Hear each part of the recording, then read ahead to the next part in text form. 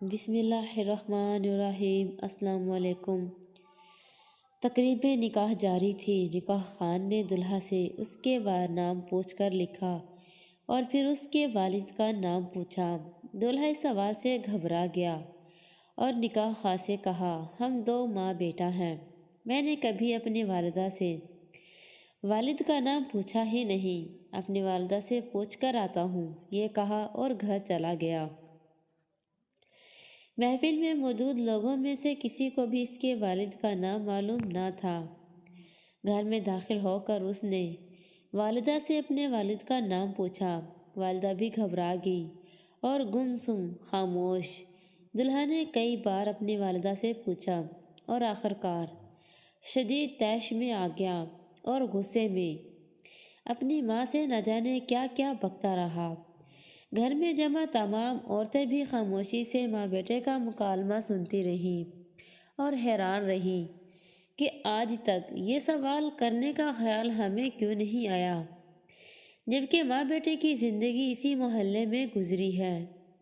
یہ چھوٹا سا تھا جب سے ہم ان دونوں کو اپنی گلی میں اسی مکان میں دیکھ رہے ہیں۔ اس عورت نے شاید اپنے بچے کو اسکول بھی اسی لیے داخل نہیں کروایا کہ اس کے باپ کا نام تو جانتے نہیں۔ اچانک اس نے اپنی ماں سے کہا، اگر تم مجھے میرے باپ کا نام نہیں بتا سکتی تو اس شرمناک زندگی سے بہتر ہے میں خودکشی کر لوں۔ جیسے ہی ماں نے بھاگ کر اسے روکا اور کہا، میری بات سن لو، پھر جو جی میں آئے کر لینا۔ چند عورتیں آگے بڑھی اور نوجوان کو اس اقدام سے روک لیا کہ پہلے اس کی بات تو سنو۔ پورے گھر میں خاموشی طاری تھی۔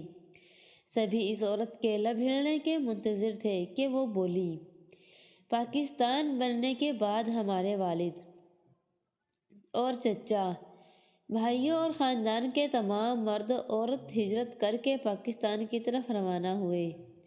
راستے میں کسی جگہ ہمارے قافلے پر ہندو بلائیوں نے حملہ کر دیا۔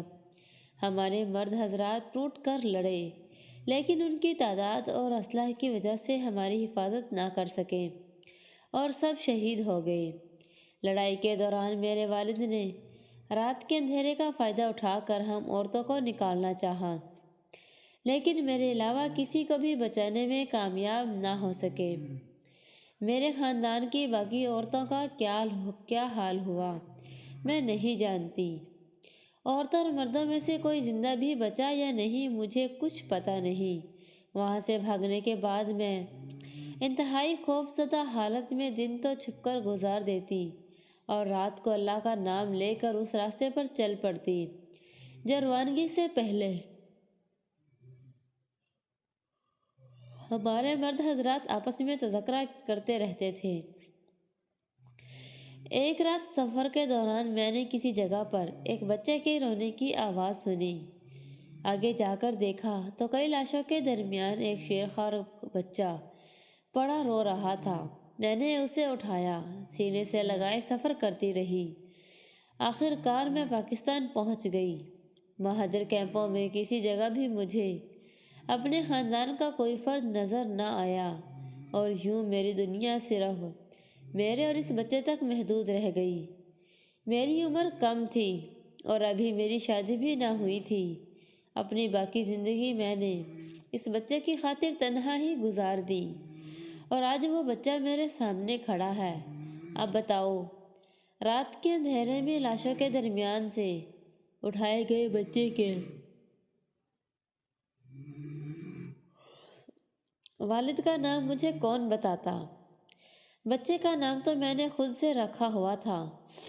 ماں کی بات مکمل ہونے تک ہر آنکھ اشک بار تھی اور وہ بیٹا جو کچھ دیر پہلے ماں کو الٹی سیدھی سنا رہا تھا حیرت اور ممنونیت کا پہاڑ بنا کھڑا تھا۔ پھر شرمندگی کے ساتھ آگے بڑھا اور اس عورت کے احسانات کا بوجھ اٹھائے اس کے قدموں میں گر کر رونے لگا۔